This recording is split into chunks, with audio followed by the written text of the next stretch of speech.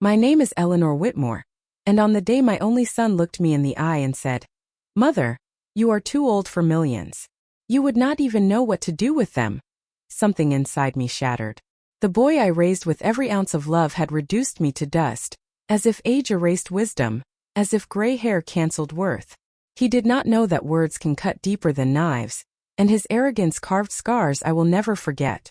That was the moment I decided my will would not be his reward.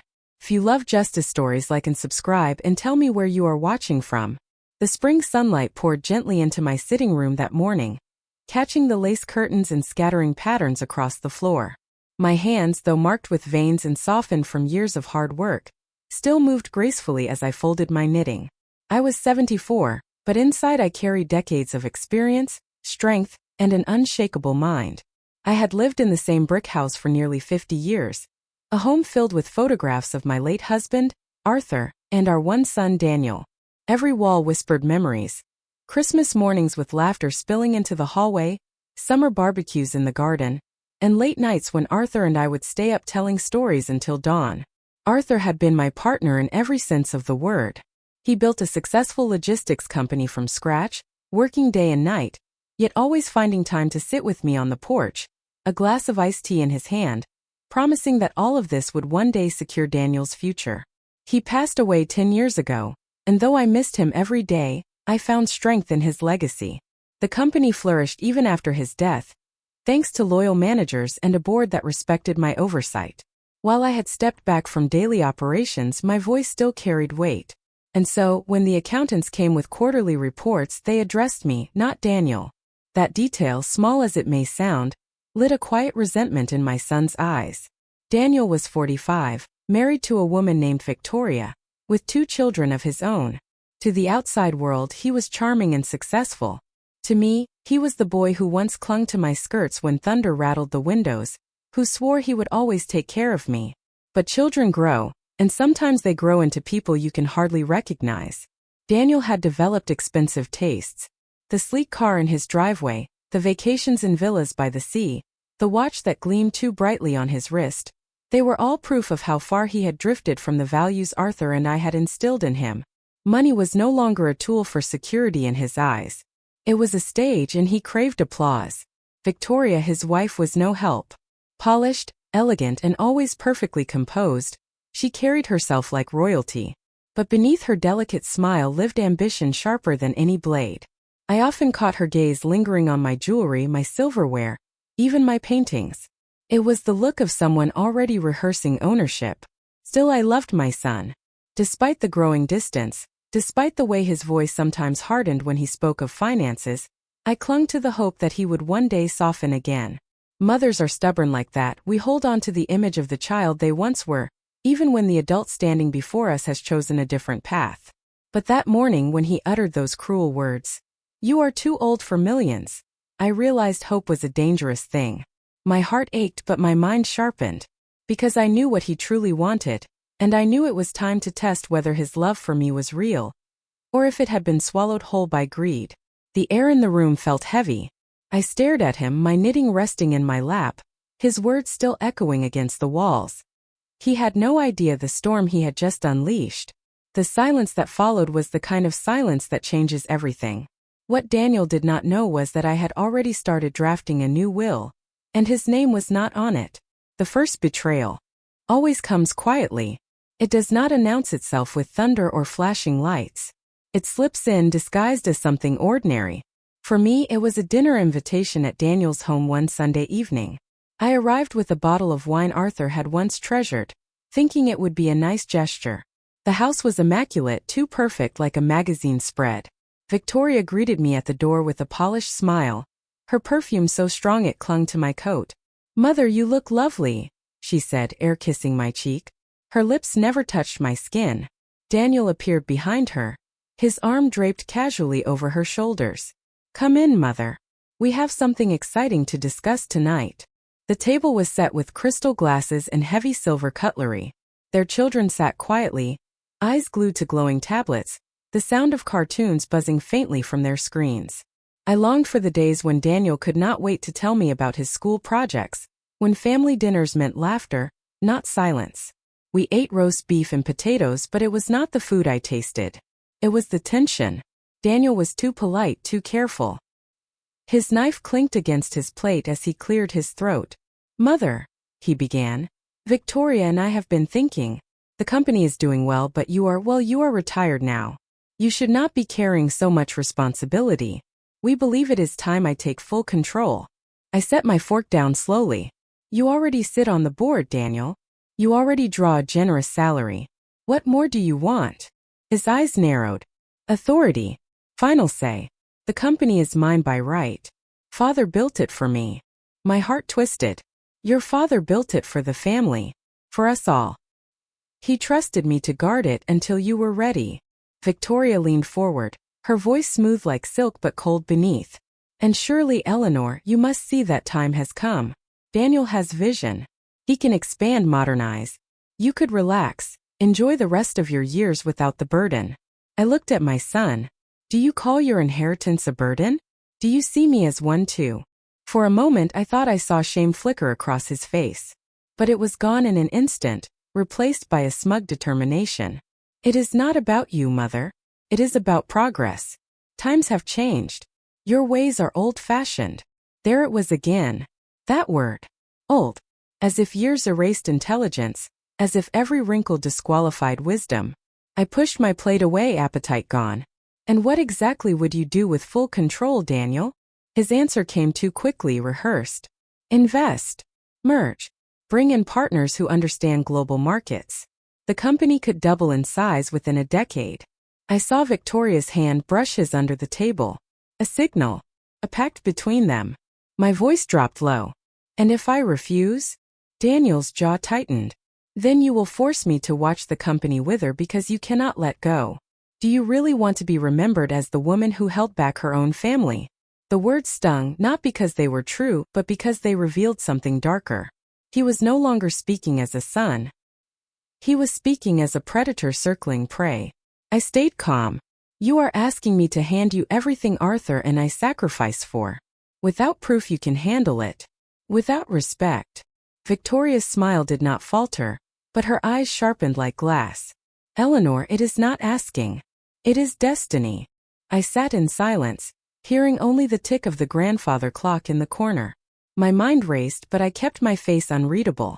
I knew then that Daniel was not coming for the company alone. He was coming for all of it, my assets, my estate, my freedom. The roast beef grew cold. The children laughed softly at their screens, oblivious. And in that perfect dining room, with its polished silver and spotless floors, my son revealed his true hunger. As I left that night, Victoria kissed the air again. Daniel pressed my coat into my hands, and I felt the chill of betrayal seep into my bones. But what neither of them realized was that I had already spoken to a lawyer. The first betrayal was not the dinner. It was what I discovered the very next morning, when I opened my bank account.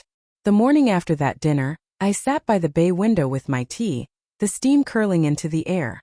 I opened my banking app more out of habit than suspicion. But what I saw nearly made me spill the cup across the carpet. Several transfers had been made without my approval. Small amounts at first, 500 here, 1,000 there.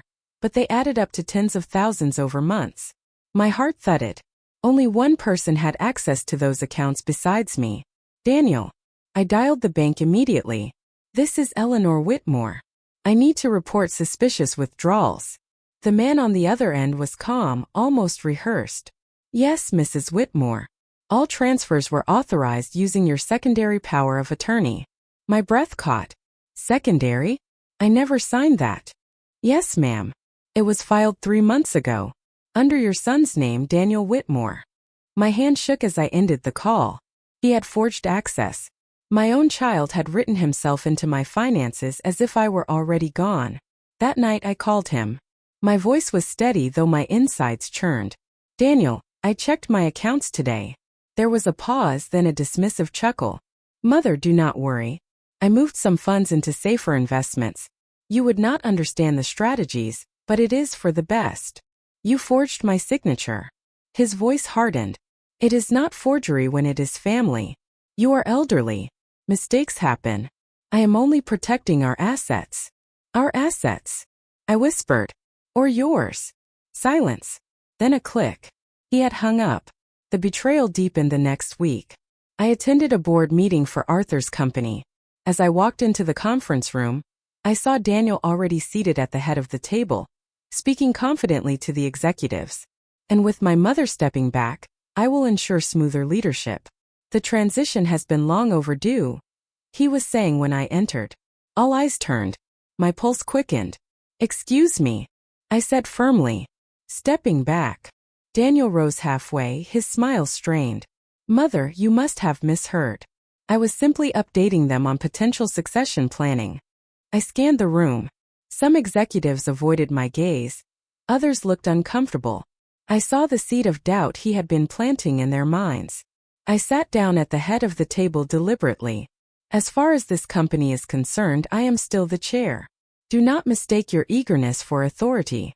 Daniel's jaw tightened, but he sat back. Still, I saw something flicker in his eyes. Not defeat, but calculation. 2 days later, Victoria came to visit. She brought a basket of fruit and a smile too wide. Eleanor, I thought you might enjoy some company. I welcomed her into the sitting room, though my guard was high. She crossed her legs elegantly, her perfume filling the air. You know Daniel worries about you, she began, her tone syrupy. He says you forget things sometimes. I raised an eyebrow. Forgetting? No. Observing, yes. She laughed lightly, but her eyes darted to my desk, where Arthur's old leather briefcase rested. Perhaps it is time you considered simplifying, consolidating accounts, selling some properties. It would be easier for everyone. Easier for you, perhaps. Her mask slipped just for a second. A flash of irritation crossed her face before she recovered. You misunderstand me. We only want what is best for you. I leaned forward. Victoria, I may be old, but I am not blind. Tell Daniel this. If he continues down this path, he will regret it. Her smile froze. Are you threatening your own family? No. I am promising that I will not be played for a fool. That night, I searched the safe in my study. Important papers were missing. Property deeds, stock certificates, insurance documents. My stomach dropped. Only one person besides me knew the combination. Daniel. I sat down in the darkened study, the weight of it pressing down on me. He was dismantling my life piece by piece, as if preparing for a future where I no longer existed. Yet amid the despair, a cold clarity formed. If he was already taking, already stealing, then my hesitation would only feed his hunger. I began writing letters. To my lawyer. To the bank. To Arthur's old friend on the board. Quietly, carefully, I set in motion a plan that Daniel and Victoria would never see coming. But the betrayal did not stop there. One afternoon, I overheard a conversation. I had left my phone at Daniel's house by accident and returned unannounced to retrieve it. The front door was ajar. From the hallway, I heard Victoria's voice. She is stubborn. But if she falters publicly, if she forgets a speech or stumbles at a meeting, it will be easy to declare her unfit. We could have her declared incompetent, Daniel. Daniel's voice followed, lower but clear enough. Yes. If she does not step aside willingly, we will force her. I will not wait another decade for what is mine. The blood drained from my face. They were not just greedy. They were plotting to erase me while I was still alive. I backed away from the door, careful not to make a sound. My own son and his wife had just conspired to destroy me. I realized then that my revenge would have to be ruthless. Because when family becomes your enemy, mercy is the first casualty. After hearing their whispers through that half-open door, I returned home with my phone clutched tight in my hand, my chest heavy with rage. I sat at my kitchen table, staring at the old oak surface worn smooth by decades of family meals. It was at that table I once taught Daniel his arithmetic, his handwriting, his manners. Now it was the place I planned his undoing. The first step was silence. I said nothing to Daniel or Victoria about what I had overheard. Instead, I smiled when they visited, nodded when they spoke, and allowed them to believe their little plot was hidden. The art of revenge lies not in loud retaliation, but in patience.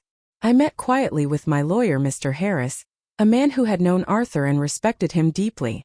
His office smelled faintly of leather and ink, the walls lined with heavy law books. Eleanor, he said after I explained everything, this is not only betrayal, it borders on criminal theft. If we act now, we can cut Daniel's access to your accounts and file fraud charges. I shook my head slowly. No, not yet. If I strike too soon, they will wriggle free. I need them to reveal themselves fully so there is no doubt who they are. Until then, I want you to prepare a new will. One Daniel knows nothing about. He studied me over his glasses. You are certain? My voice was firm. I am more certain than I have ever been. Weeks passed. I began pretending forgetfulness. A misplaced key here, a repeated story there. Small acts to feed Victoria's narrative that I was slipping.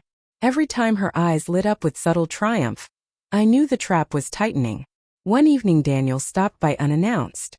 He found me in the garden trimming roses. Mother, he said, feigning warmth, I worry about you out here alone. With your age, accidents happen. A fall, a cut. His gaze lingered on the pruning shears in my hands. I looked him straight in the eye. Do not worry about me, Daniel. Thorns do not scare me. They only remind me that beauty has its defenses. He blinked, confused by my words, then forced a smile.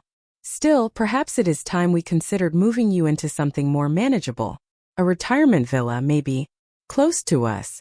I almost laughed at the audacity. A villa where I am conveniently out of sight while you play king in my house? His face hardened. That is not what I meant. It is exactly what you meant. And if you think I cannot hear it, then you truly do not know your own mother. That night, I pulled out Arthur's old journals. He had always written about perseverance, about never allowing greed to dictate decisions. His words steadied me. My heart softened for a moment, remembering his voice, but then I hardened again. Daniel had chosen his path. I began transferring certain assets quietly, with Mr. Harris's help. Stocks shifted hands. Property titles were restructured. A trust fund was created for my grandchildren, bypassing their parents entirely. Piece by piece, I dismantled Daniel's imagined empire. At the same time, I planted seeds of suspicion. I dropped subtle hints to family friends, to board members, that Daniel seemed restless, ambitious beyond reason. Word spreads fast when whispered carefully. Victoria, ever watchful, noticed my calm demeanor and grew suspicious. One afternoon she cornered me in my own living room. Eleanor, she said sweetly, you have been different lately. Almost smug. Is there something we should know? I sipped my tea, savoring the bitterness. Victoria, when you live as long as I have, you learn a simple truth. The quieter the waters, the deeper they run. Her smile faltered. For the first time I saw unease in her eyes. But the suspense grew heavier with every passing day. Daniel grew bolder, attending board meetings without inviting me, hosting dinners with potential investors, acting as though he were already the sole heir. He did not know that every move he made only gave me more ammunition. And then the invitation arrived. A formal letter embossed with Daniel's new crest, as if he were royalty. It was for a family announcement dinner at his home. My hands trembled as I read it, not from fear but anticipation.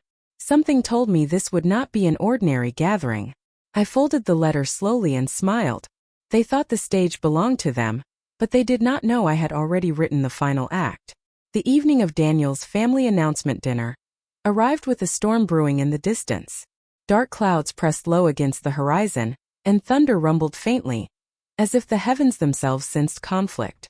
I chose my attire carefully.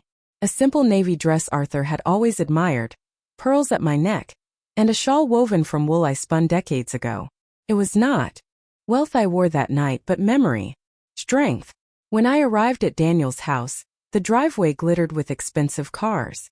Inside, the dining room was lit by a grand chandelier, its crystal drops catching the light like shards of ice. The table was long, dressed in linen and silver. At the head sat Daniel, with Victoria poised beside him. Mother, Daniel said, rising. How wonderful you could make it. I took my seat opposite him. You made it sound mandatory. A ripple of polite laughter traveled around the table, but I noticed how tightly Victoria's fingers gripped her wine glass. The first course was served. Soup, steaming and fragrant. But no one seemed interested in food. Daniel cleared his throat and stood, raising his glass. Family, he said with practiced warmth. We are here tonight to celebrate a new chapter. It is time for fresh leadership, for vision. As of next month, I will be taking full control of the company. Mother will finally enjoy the peaceful retirement she deserves. Gasps circled the table. I kept my expression still. One cousin asked timidly, "But has this been decided?" "Officially." Daniel smiled. "The board has been briefed. It is all but confirmed. We only await the paperwork." All eyes turned to me. My pulse beat steadily, but I kept my voice calm. "Interesting. Because I am the chair of that board, and I signed no such papers." The silence that followed was sharp enough to cut.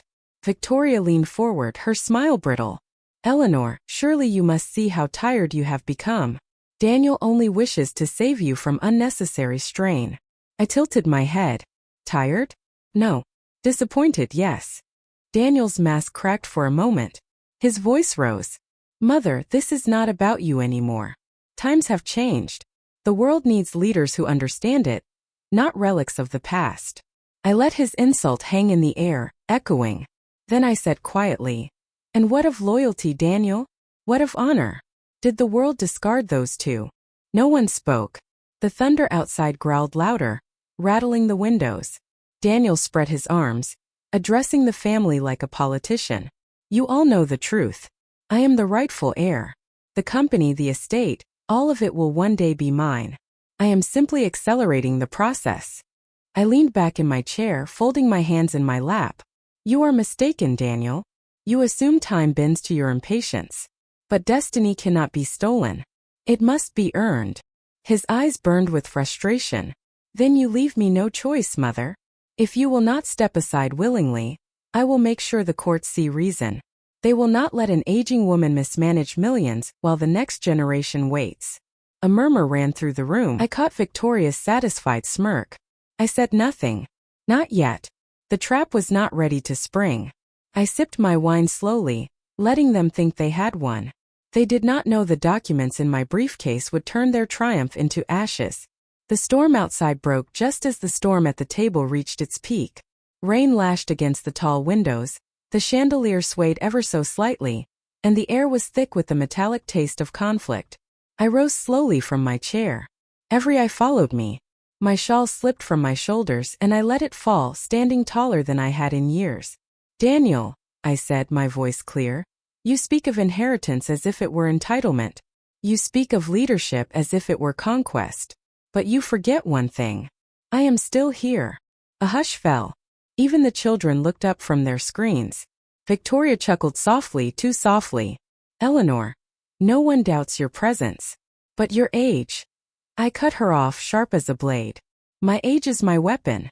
I have lived long enough to see greed dress itself in fine suits and call itself ambition. I know the look of a vulture when it circles." Gasps scattered through the room. Daniel's face reddened. "Are you calling me a vulture? Your own son?" "Yes," I answered without hesitation.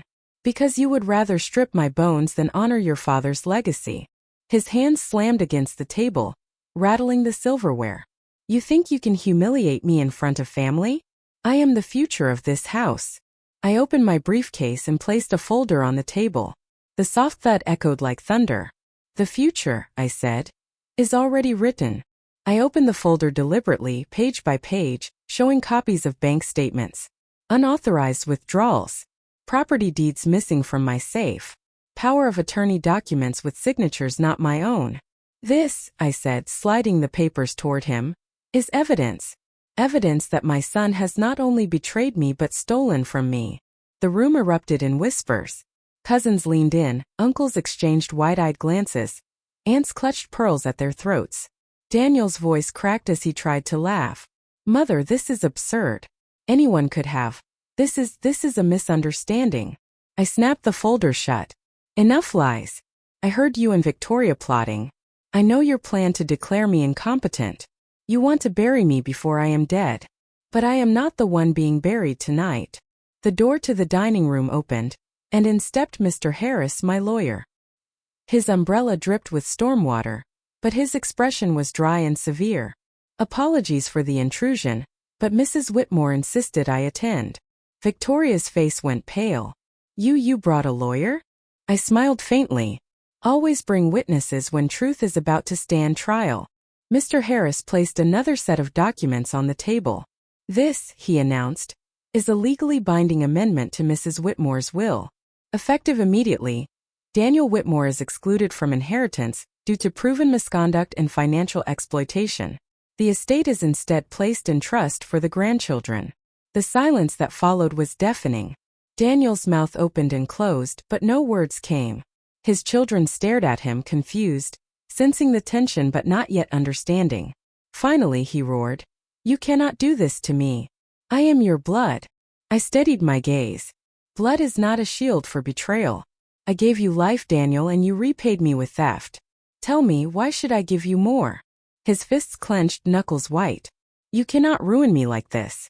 Everyone here will know. I interrupted, my voice low and deliberate. Yes, they will. They will know that you tried to steal from your own mother. They will know that your greed was so loud. It drowned out the voice of the woman who raised you. Murmurs grew louder. Some relatives shook their heads in disgust. Others avoided his eyes entirely. His carefully crafted image crumbled under the weight of truth. Victoria tried to salvage it. She rose, chin high, voice steady. Eleanor, this is cruel. Daniel has only ever wanted to honor his father's vision. If mistakes were made, they were made out of love for the family. I laughed, sharp and bitter. Love? Do not dress greed in silk and call it love. Love sacrifices. Love protects. Love does not forge signatures and strip safes bare. The storm outside cracked with lightning, illuminating every guilty face in the room. Daniel pointed a trembling finger at me. If you go through with this, I will fight you in court. I will drag your name through the mud. I will not be erased. Mr. Harris's calm voice cut through his rage. You can try, Daniel, but the evidence is overwhelming. Fraud, forgery, and attempted coercion of an elder. The courts will not look kindly on that. The family gasped again. Some averted their gaze from him entirely. Others whispered, "How could he?" Daniel sank back into his chair, pale, breathing hard. For the first time he looked smaller than I had ever seen him. I remained standing strong.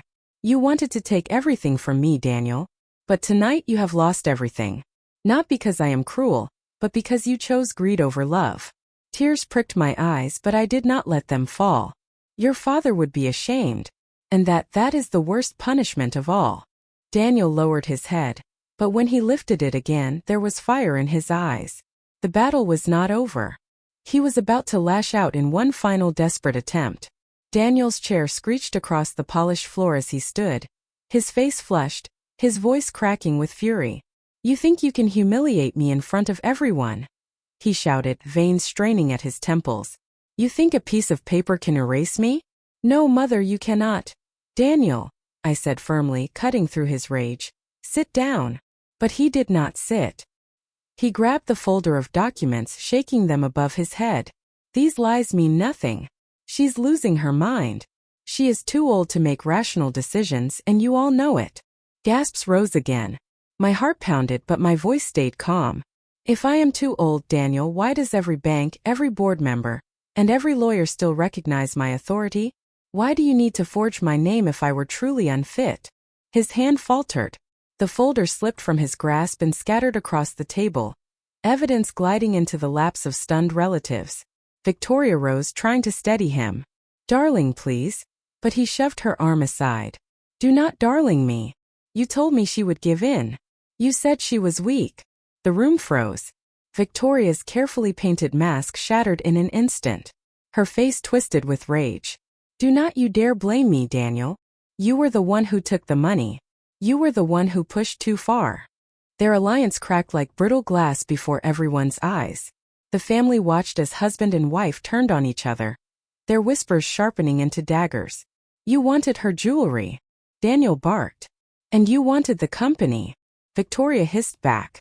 Because I deserved it. You deserve nothing but shame. Their voices rose above the thunder outside, raw and venomous. And I stood there watching them unravel. This was not just greed anymore. It was exposure. Their true faces laid bare. I spoke softly, but the words carried. You both wanted to profit from my grave before I was even in it. But tonight you bury yourselves. Daniel spun toward me, chest heaving. If you do this, mother, I swear I will ruin you. I will drag this family through the mud, I will. At that moment, Mr. Harris raised his hand calmly. Daniel, You may want to choose your next words carefully, because this entire meeting is being recorded. At Mrs. Whitmore's request, I have documented every threat, every admission. If you continue, you will only tighten the noose. Daniel froze. His eyes darted around the table, realizing everyone had heard. The color drained from his face. Victoria staggered back into her chair, muttering under her breath, "We should have waited, we should have been patient." I leaned forward. Patience is a lesson you never learned, Daniel. And it is the reason you will have nothing. Silence hung heavy. Only the storm outside seemed to speak. Finally, one of my nephews, a quiet man who had barely spoken all evening, looked Daniel in the eye. "You are not the man your father raised you to be. And now everyone knows it." The words landed like stones. Daniel's shoulders slumped. His fury dimmed to something smaller, weaker. But it was not remorse. It was defeat. I straightened, my voice steady. "The papers are signed. The trust is sealed. You will not touch a penny of my estate. Not now. Not ever." He swallowed hard. "And what about me, Mother? Where does that leave me?" My answer came without hesitation. "It leaves you with nothing but the reflection you see in the mirror. And that, Daniel, will be punishment enough." The storm finally began to ease, rain softening against the windows. But inside the dining room, the tension still crackled like lightning. Victoria whispered, "We are ruined." I looked at her coldly. "No. You are revealed." The family dispersed slowly, whispering in corners, avoiding Daniel's glare. Some offered me gentle hugs, quiet words of support. Others simply nodded, as if acknowledging a verdict had been delivered. Daniel sat back down, shoulders hunched, staring at the table as if it could swallow him whole. His empire of entitlement had crumbled in one night, and the rubble was his alone to carry. Before I left, I placed one final envelope on the table. "Inside," I said, "are the legal filings to revoke your access to all my accounts. Tomorrow the banks will be notified. By Monday you will no longer have even the illusion of control." He did not move. His silence was louder than his shouting had been. As I walked out into the night, the storm clouds broke, and a sliver of moonlight touched the wet ground. Justice had begun, but my heart knew the aftermath would be just as heavy. The storm had passed by morning, leaving the garden drenched and glistening. Dew clung to the roses and the air smelled fresh, as though the earth itself had been washed clean. Yet inside me the ache of betrayal lingered. I sat by the window with my tea, the same place where weeks earlier I had discovered Daniel's theft. The difference now was that silence no longer felt heavy. It felt earned. The war had been fought. The truth had spoken louder than his lies. In the days that followed, the ripples of that night spread quickly. Word reached the wider family, the board members, even family friends who had once admired Daniel's ambition. They now whispered about his greed, about the spectacle of him screaming at his own mother while proof of his fraud lay scattered across the table. His reputation, so carefully built, dissolved in shame. Victoria retreated first. Her friends stopped calling, invitations vanished, and soon she was seen less and less. Some said she took the children and went to her sisters for a time. I pitied the children most of all. They were innocent, caught between ambition and ruin. That is why the trust was for them, so their futures would never depend on their parents' deceit. Daniel stayed in town, but he was no longer welcome in boardrooms or family gatherings. His calls to me grew desperate.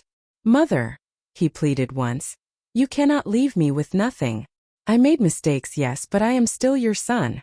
I listened in silence before answering. "You were my son when you loved me. You were my son when you respected your father's legacy. But when you chose greed, you walked away from being my son. And I will not chase you." The line went quiet.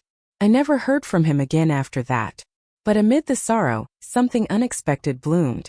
My grandchildren began visiting more often, perhaps drawn by curiosity, perhaps by the promise of time spent with me unfiltered by their parents. We cooked together, we walked in the garden, and for the first time in years, I saw Daniel's children laugh freely, not at screens but at stories. One afternoon the eldest, a girl of 12, looked up at me and asked, "Grandma, why did Daddy get so angry that night?" I paused, choosing my words carefully, because sometimes people forget what matters most. They chase money and power, thinking those things will make them strong. But in the end it only makes them weak. Her eyes widened thoughtfully. So, being kind is stronger? I smiled, brushing a strand of hair from her forehead. Being kind, being honest, being loyal. Those are the true strengths. Your grandfather knew that. I hope one day you and your brother will too. She nodded solemnly, as if tucking the lesson into her heart. As the weeks turned into months, I found peace again. The company continued under steady leadership from loyal managers. The estate remained intact, but more importantly, my dignity remained untarnished. Daniel had tried to erase me, but instead he had only erased himself. On quiet evenings, I often sat in the garden with Arthur's old journals. His words reminded me that wisdom is not measured by the years left to live, but by the courage to use the years already lived. I whispered into the wind, Arthur, I did what you would have wanted. I protected what we built. And I made sure our grandchildren will grow up with something greater than wealth, the truth. And now to you who listen to my story, I ask, have you ever felt underestimated, dismissed, or treated as though your age or your voice no longer mattered? Do not let anyone convince you that wisdom fades with wrinkles. Do not allow anyone, not even family, to take away your worth. They thought I was weak. They thought I was blind. But in the end, greed unmasked itself, and truth stood taller than any fortune. Love is an inheritance greater than gold. Respect is a legacy stronger than titles. And betrayal, no matter how deep, cannot destroy a spirit that chooses dignity over silence. They thought I was too old for millions. But I was never too old for justice. They thought I was weak, but wisdom never fades. What lesson do you take from this story? Comment Bilot?